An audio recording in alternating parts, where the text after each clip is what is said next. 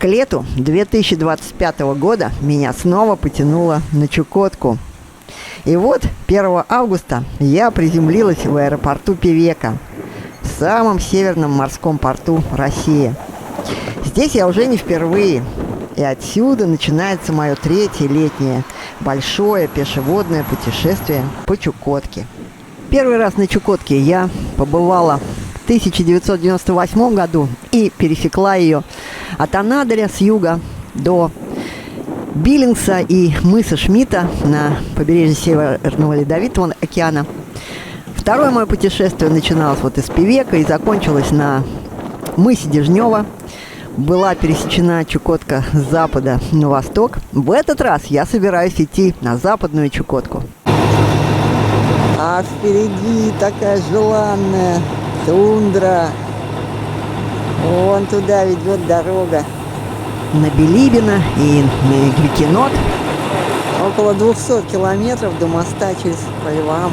И там развилка трассы. Все, до свидания. Чаунская бухта.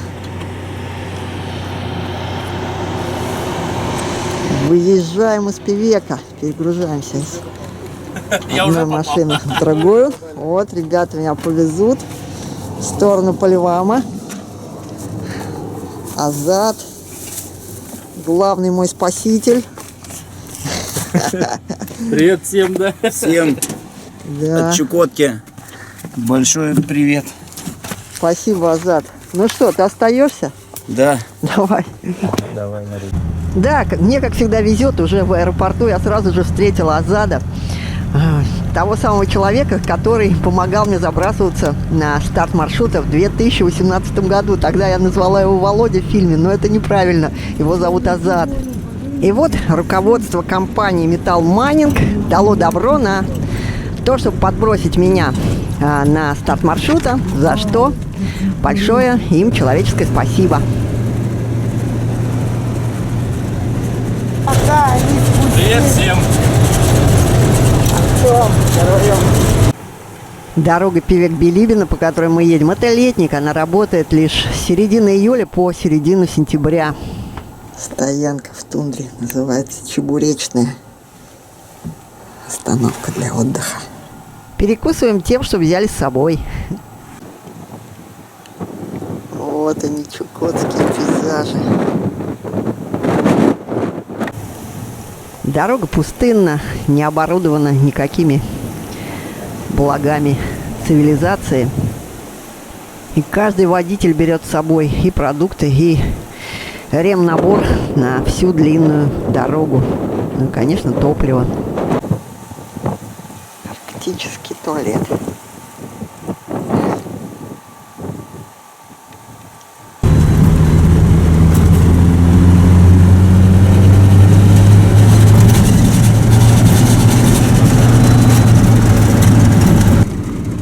Дорога от Певека идет сначала к руднику Майский, это где-то 170 километров. Там еще 30 километров до моста через Поливам. И за ним сразу развилка налево к Игвикиноту, направо до Билибино. С Билибино от Певека 650 километров, до Игвикинота где-то на 150 километров больше. По дороге в основном едут фуры, которые обеспечивают различные рудники и прииски, которые находятся здесь. Ну, вот рудник Валунистый. И везут грузы из порта Игвикинот, Певек. Но трафик очень небольшой. Да, конечно, еще стоит упомянуть рудник Купол. Туда едет много машин. Ночь на прииске. Дождик сейчас пошел после жары певекской. И сейчас едем, подвезут меня на старт маршрута.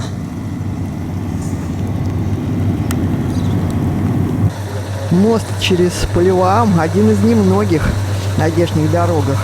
Здесь в основном реки форсируются вброд. И вот он, мост через Поливам. Добрались.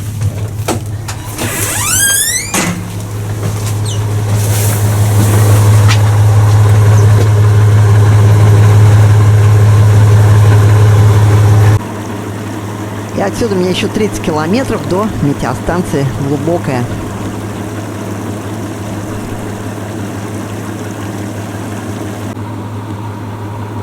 Полевам, одна из крупных рек Чукотки, впадает в Чаунскую губу. Сюда на мост, в принципе, приезжают рыбачить из Певека, и можно автостопом добраться. В выходные чаще всего, скорее всего.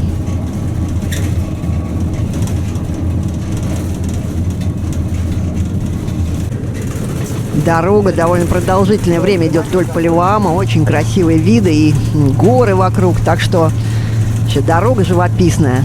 Просто даже прокатиться по ней вдоль реки уже того стоит поездка. Примерно в 30-35 километрах от моста через Полевам, рядом с дорогой, есть жилой дом. Это так называемая метеостанция Глубокая или Коаквин. И здесь постоянно, очень часто живет один человек.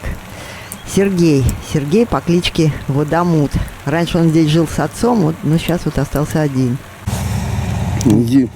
Есть, конечно, если полазить вот так вот, находить, отец говорил, даже где-то в районе замка, это далеко туда, километров 8, где старая геологовская стоянка, говорили, что там даже горный хрусталь. То есть какие-то осколки находили.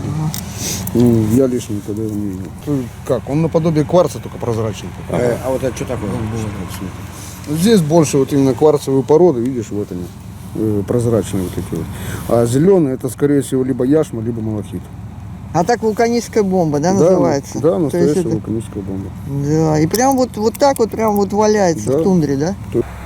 Многие водители заглядывают к Сергею, всегда найдут здесь отдых, чай, приют.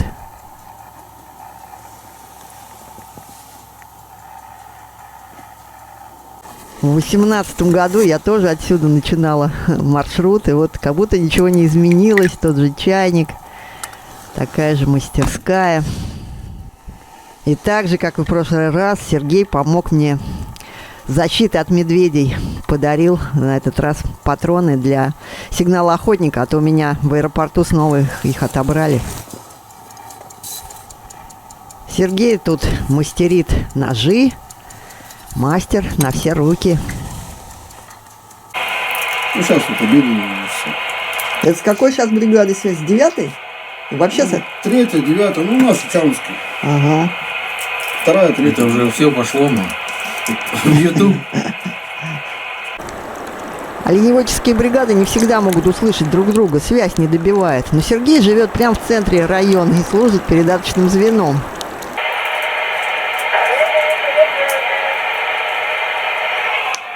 Смерть глубокой.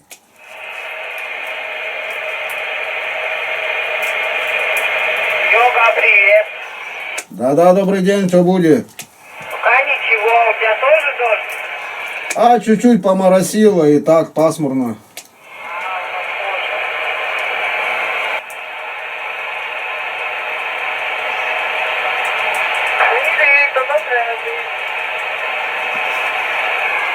Смерть глубокой.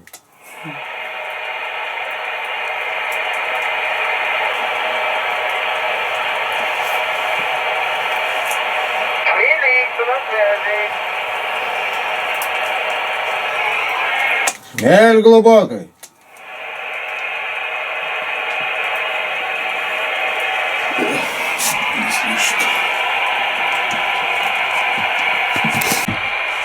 Старая рация со времен совхозов продолжает свою работу и ныне. Раньше здесь был водомерный пост, метеостанция, где работали метеорологи, проводили измерения. Теперь тут стоит автономный метеокомплекс АМК. И метеоданные автоматически посылаются по спутнику. Ну вот Сергей, сын метеоролога Геннадия, остался верен своему делу. Можно сказать, он находится на дежурстве по собственному желанию. Работает как передаточный пункт на связи между дальними бригадами оленеводов. Да и вообще, это единственный человек, который здесь живет на трассе на расстоянии от Певека до Волунистого. Я уезжаю, и связь пропадает вообще. Главный связной Чунского района. Можно так сказать, да? Не, бывает, конечно, что поселок и бригады слышат, но очень редко такое бывает. Итак, 5 августа. Начинаю свой маршрут очередной по Чукотке. На этот раз я отправляюсь на западную Чукотку, но отправляюсь из центральной от метеостанции на Поливами. Это домик Сереги Бадамута, который здесь живет, принимает всех. Ну как принимает? Он, конечно же, поможет путнику, который будет здесь проходить. Не может не помочь. Спасибо ему. Вот отсюда начинаю путь разверни. на юг, на реку Покырваам. Дальше перевалю на к озеру Эльгагыдгын, сплавлюсь немного по Инмывааму и уйду на верховье реки Анадырь и Малому Анюю. И дальше буду сплавляться уже до поселка Кипервием. Всего маршрут примерно на 700 километров, где-то месяц с хвостиком должна пройти маршрут. Так, вот она, речка глубокая.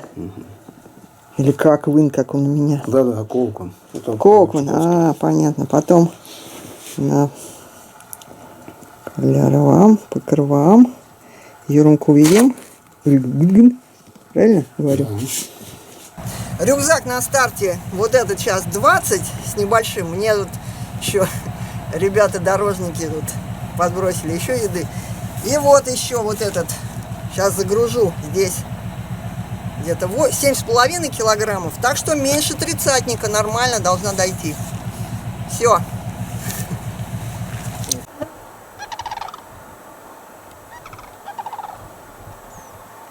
Весь мой маршрут можно разделить на 6 частей. 3 подхода к сплавам и 3 сплава. И на первом этапе мне надо пройти 60 километров через перевал до начала сплава по реке Каляра-Ваам. Мой путь лежит в верховье вот этого ручья, Коквын, или речки глубокой. Тундра хорошая, жесткая. Идти нормально. И погодка улучшилась, дождя уже нет. И не жарко. Чукотка – это простор. Это ароматнейший запах тундровых трав, кустарничков. Это просто чувство полета, чувство свободы. И красивые горки, сопки, на которые на все практически легко подняться.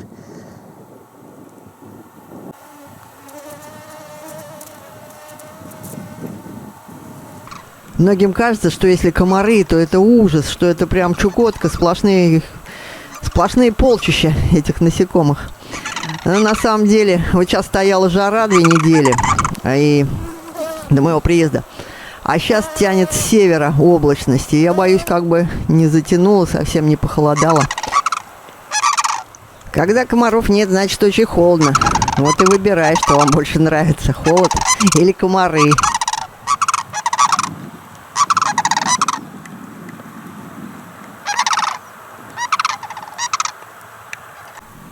Журавли меня встречают. Это канадский журавль. На северо-востоке России он у нас гнездится.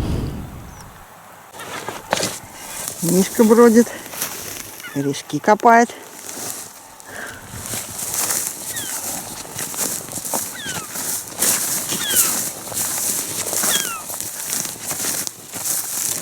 Тундра сухая в основном. Вот еще порой покопы.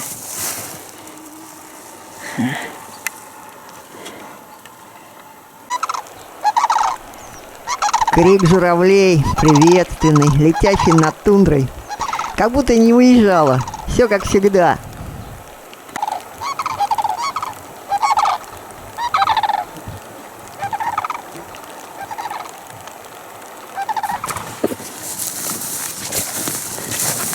Богатство, однако. Дрова. Сухие. Кустарник-то есть там мелкий вдоль реки. Ну, такой сухой не всегда. Первая наледь на пути. Сейчас проверю. Можно ли по ней тут? Не опасно.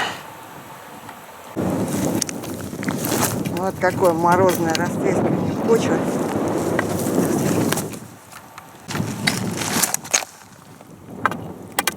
О, мощная вообще.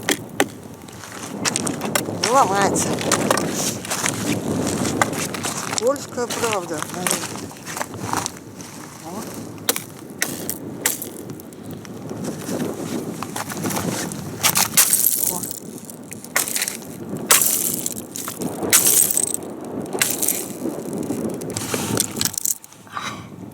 Хрусталь. Я вот тут перейду аккуратненько. Как на леднике.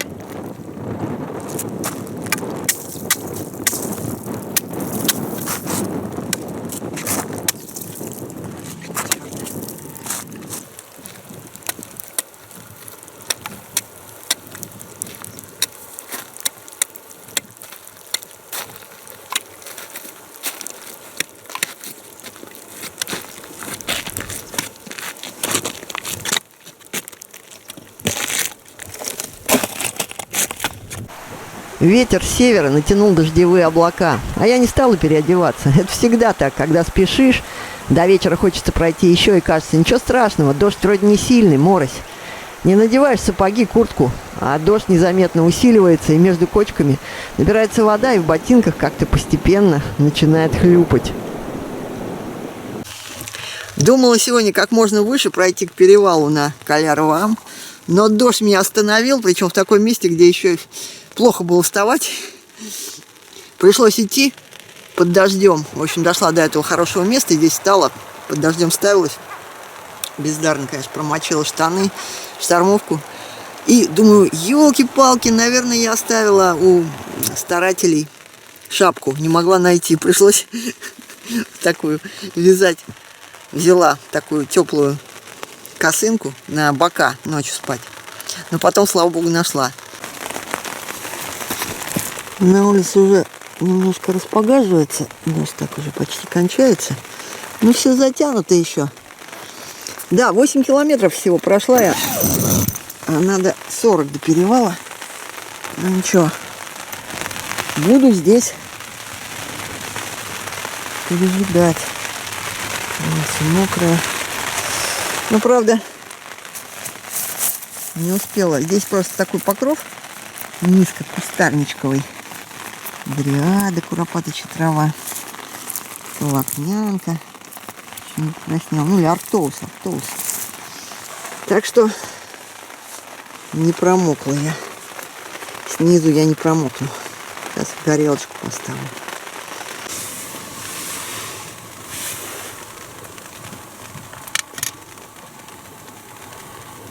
Гречечка пусть еще постоит. Хорошо, у меня регулируется. Маленький огонь может быть.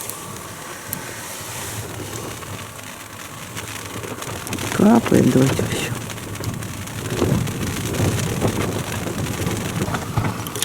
Пока гольцы не ловятся, ем красную рыбу. Сардина в томатном соусе. Это мне водители, дальнобойщики подарили сейчас. Так, конечно, я консервы не беру.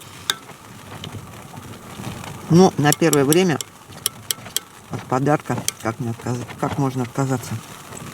Моя палатка стоит на высокой пойменной террасе. Такой жесткой, хорошей. Здесь раньше была стоянка оленеводов. Я все камни, которые они использовали для своих нужд, для растяжки своих палаток, я вот перетаскала к себе, когда спешно под дождем ставила палатку. А вот здесь остались палки, кострище видно было. Вот тут лежали камни. И тут даже старая доска. Что ж точно, указывает на присутствие человека. Место замечательное, хороший обзор, сухо. На соседних сопочках можно легко на любую подняться и наблюдать за стадом.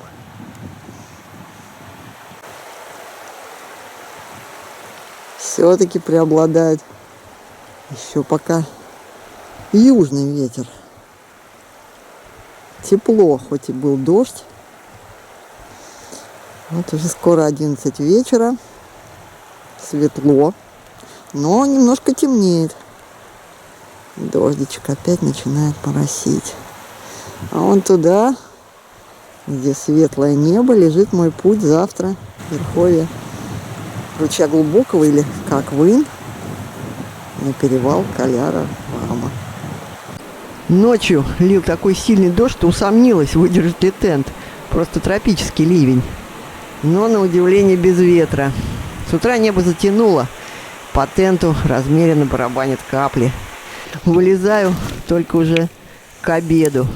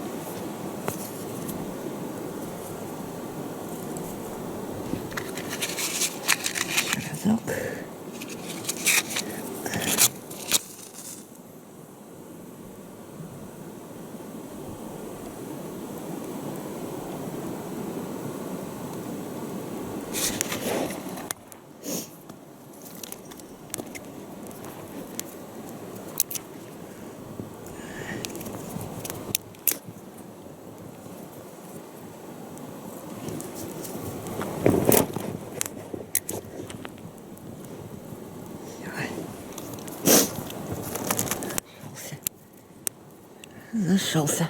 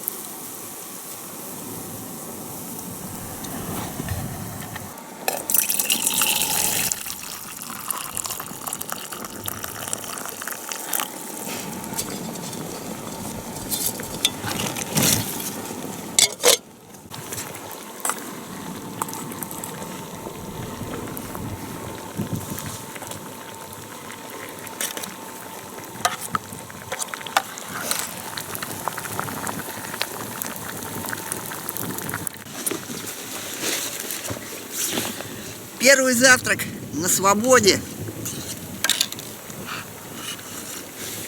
Ой, уже на самом деле обед. Дождь шел всю ночь. Вообще поливало, как будто это какой-то просто ливень, без ветра. Я думал, вообще палатку затопит. Но нет, все нормально. А у меня еще хлебушек остался с дороги. Так-то у меня сухари будут. И кусочек сыра. Вот. На первое время буду немножко себя баловать. А так сухари, каша. Ну, топленое масло-то есть. Сейчас тоже кусочек еще остался маленький.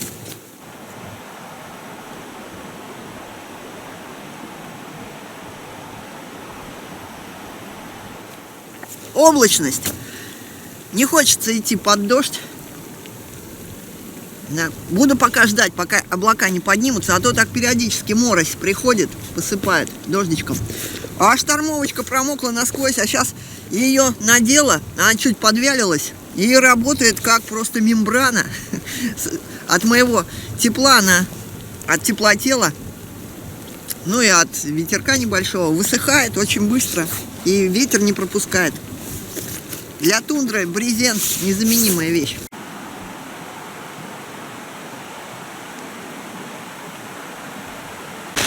Ну вот опять непогода. Так что так мой маршрут начинается с отсидки. Ну ничего, буду ждать. Только я собралась и решила все-таки сегодня пройти немного. Вторую половину дня, как налетел дождь. Потихоньку разошелся, опять ветер. Лежу, пережидаю. Снова расставила палатку. Тент только не убрала. Так, все собрала, рюкзак. Ничего не поделаешь. Под дождем ходить в горы на перевал не очень приятно. Когда лежишь в палатке и бездействуешь, в голову начинают закрадываться всякие сомнения. А дойду ли? Хватит ли газа, если такая непогода? А вдруг уже не будет тепла? 2 недели ведь стояла супержара, и теперь вдруг надолго холод и дождь. Но вступает следующий день, и ситуация меняется. Облачность поднялась, видимость улучшилась. Долина чистая от мороси. А вода поднялась, ого-го.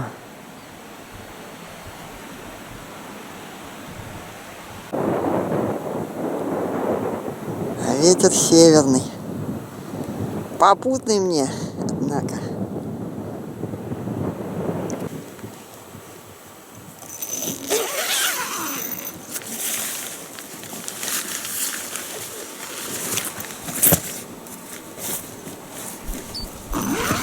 А ночью я долго не могла заснуть. Полоскала тент. Ветер ушел на северо-запад и задул в полотнище слева. Иногда скапывала на лицо, там, где на тенте образуются складки от растяжки. На них собиралась вода, и при порывах ее пробивала. И она капала на внутреннюю палатку и проскальзывала сквозь ее тонкую ткань мне прямо на спальник. По-хорошему надо ставить тент торцом к ветру, как я и поставила его сначала. Но ночью переставлять его под дождем и сильным ветром было уже поздно. Ну а сейчас я уже его снимаю и отправляюсь в путь.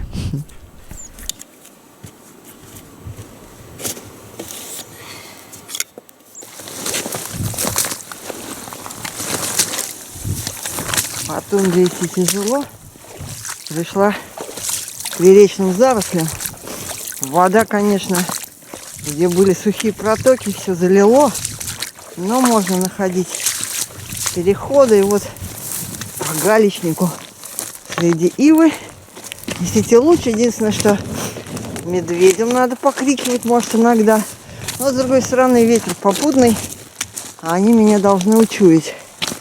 О, здесь очень хорошо после мягкой тундры. Просто замечательно идется. Вдоль ручья, как вын.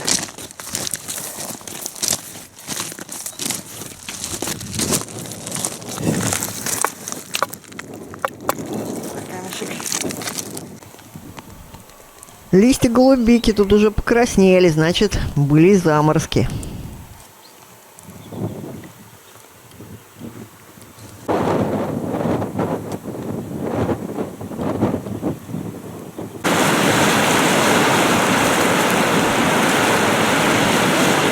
Как вын превратился вот в такую водную преграду мощную. Ручей небольшой был.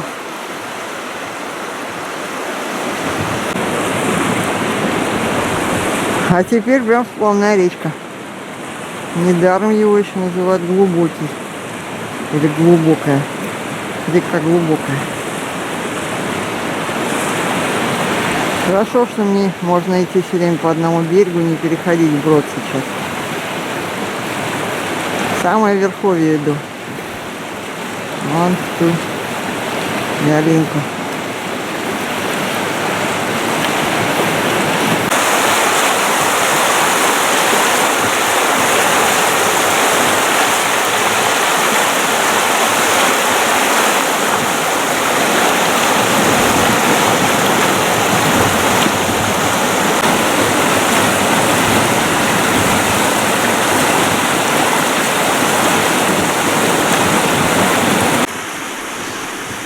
Облака плотно сидят на высоте где-то 800 метров. А видимость хорошая, дождя нет, ветер в спину.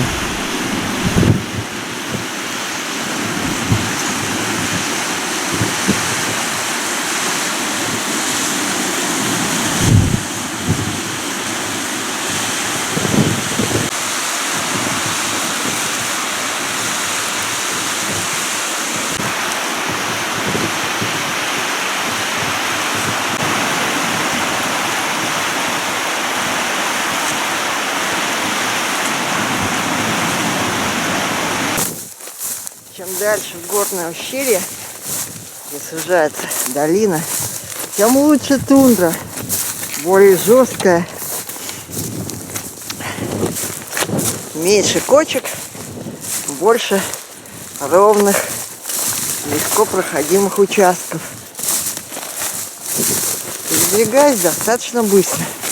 Рюкзак у меня сейчас 28 килограммов где-то. Все-таки тяжелый, но не 35, надо заметить. Так что иду нормально. Скорость, может быть, даже 3 километров в час достигаю. Ну, с отдыхом, наверное, все-таки 2.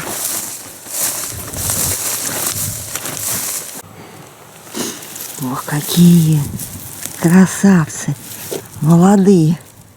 Подберезовички.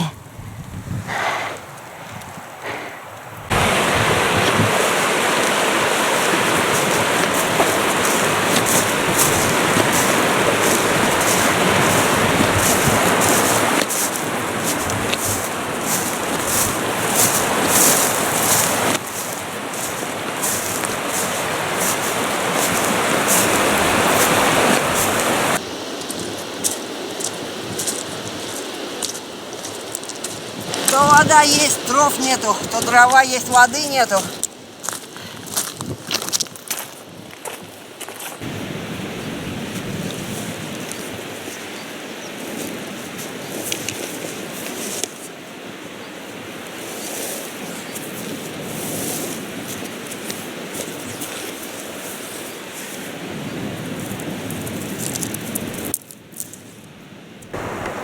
Впереди горки как-то прям расступились.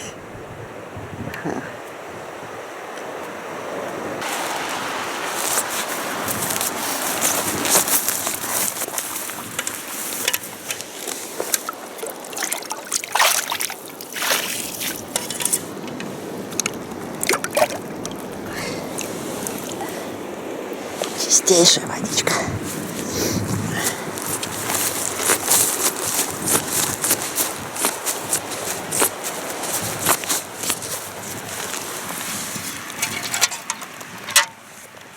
Спички в кармане в полиэтилене отсырели. Пришлось спички зажигать зажигалкой и подставлять уже под маленький шалашик из ивовых веточек.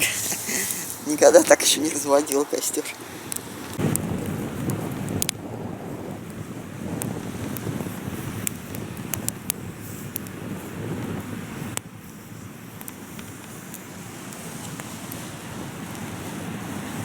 Вышла сегодня в 2 часа дня, думала, что в 4. Вот сейчас поняла, что всего в 2 вышло, у меня еще есть время. Временами в тундре выхожу вот на такой вездеходный след, просто дорога. Здесь и так тундра хорошая, но когда еще такие колеи мощные, прям скорость возрастает.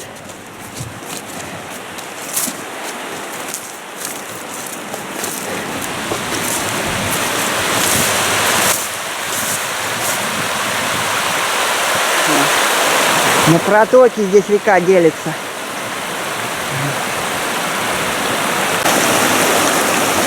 Небольшие ручьи превратились в такие преграды прям.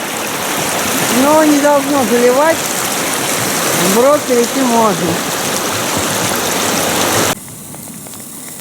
Время к 11 вечера. Только сообразила костерок, поставил лагерь, как покапал дождь.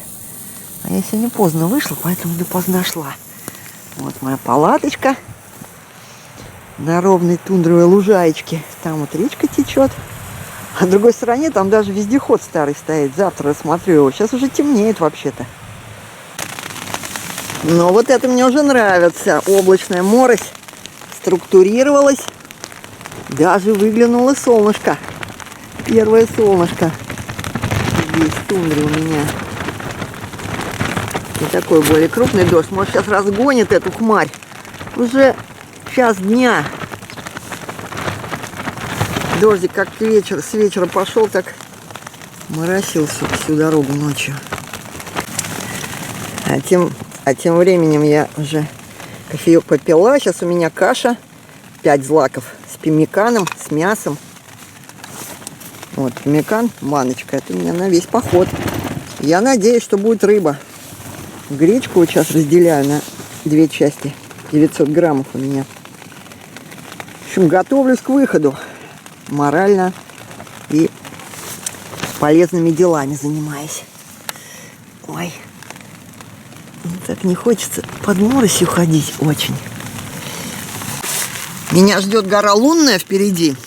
1159 метров. А облачность сейчас висит, похоже, на 800 метрах. А может даже ниже. Так что там сейчас нет видимости на Луне. Ну, посмотрим. Пока подойду, может, еще туда 12-16 километров подхода только. Следы деятельности геологов остались в тундре.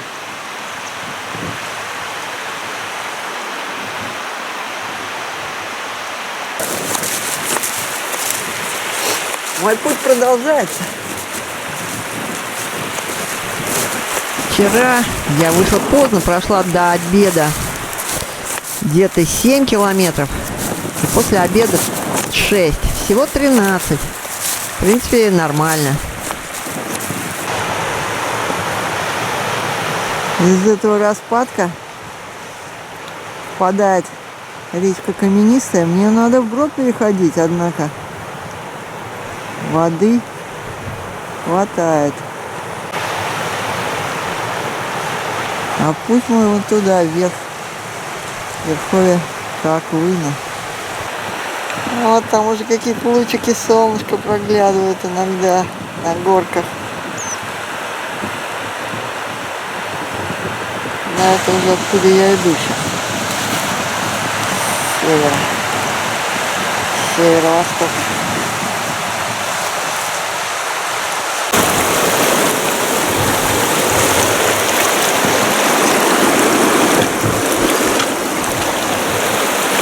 Должна перейти.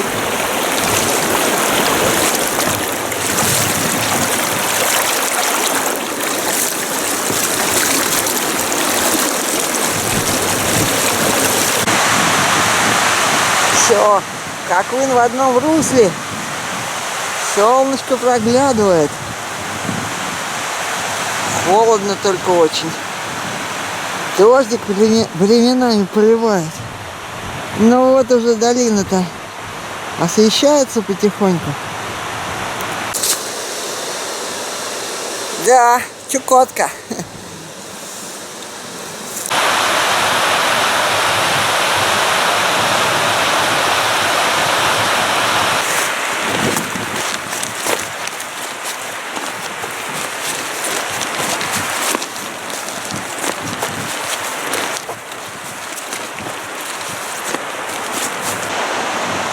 Проблески счастья.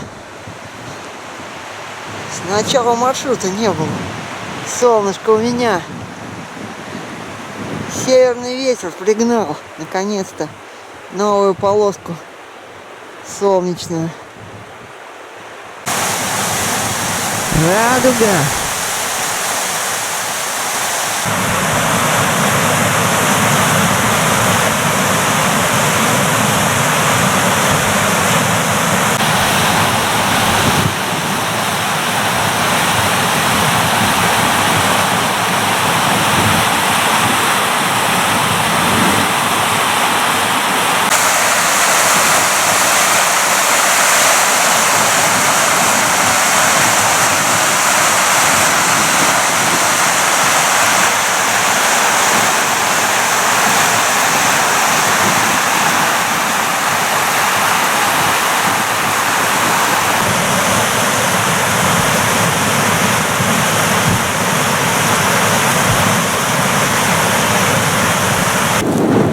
Здесь стояла яранга явно когда-то. Вот камни большие, которые прижимали покрышку, чтобы ее не унесло ветром. Очаг, может быть, здесь был. Ну, в общем, такое место прям очень хорошее.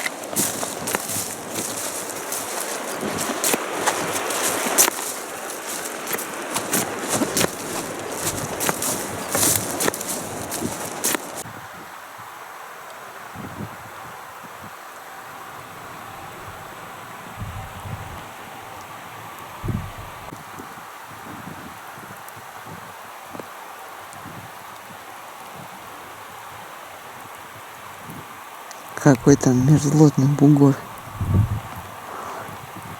спучился.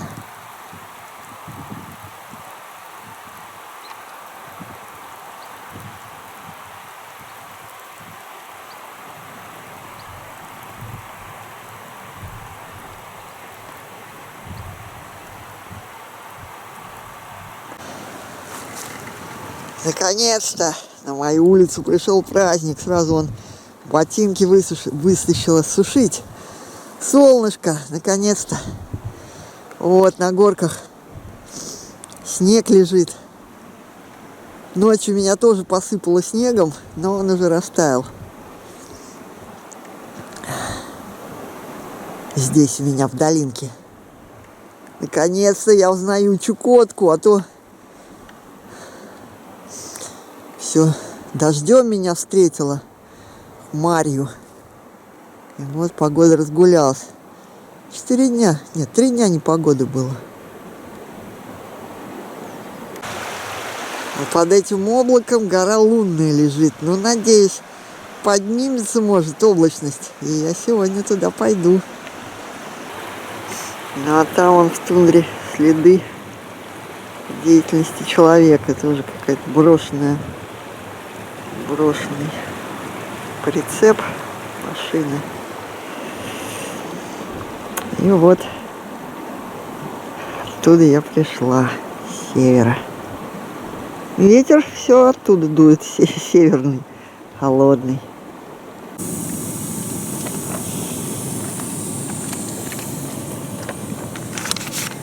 Временем, пока я завтракаю, луна очистилась от облака. Посмотрим, что там на Луне. Есть ли звезды?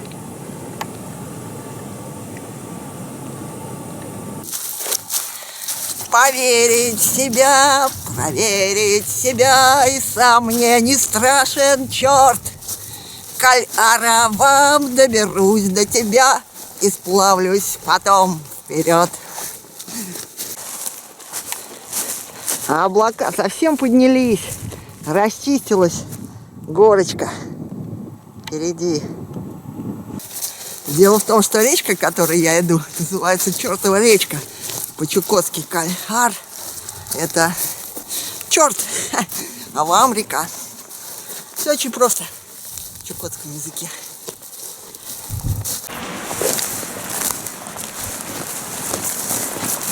Вон колесо от техники валяется. Я иду по старому следу вездехода. Такие следы могут сохраняться несколько лет. Может быть, он несколько лет назад проезжал этот вездеход.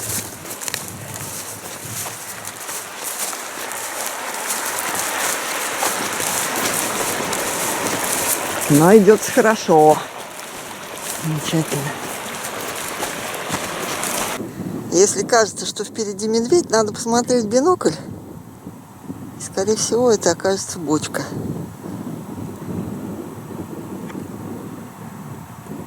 Вот.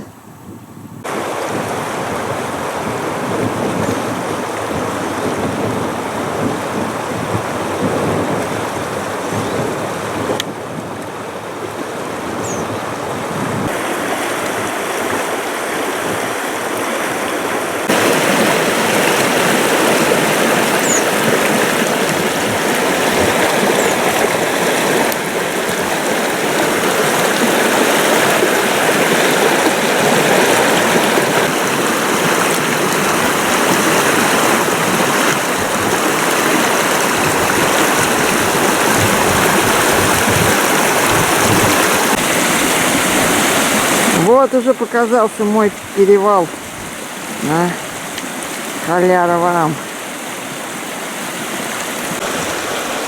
Время обеденное, но обедать я буду дальше, под перевалом.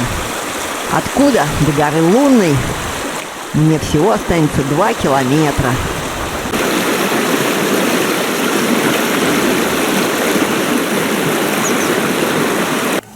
Итак, от метеостанции Глубокая, что на реке Палявам, я поднялась по ручью Коквен. Вдоль него поднималась. Первый день неполный дошла, вот, примерно 7-8 километров до этого места. Через день после дня отсидки поднималась дальше. И поднялась до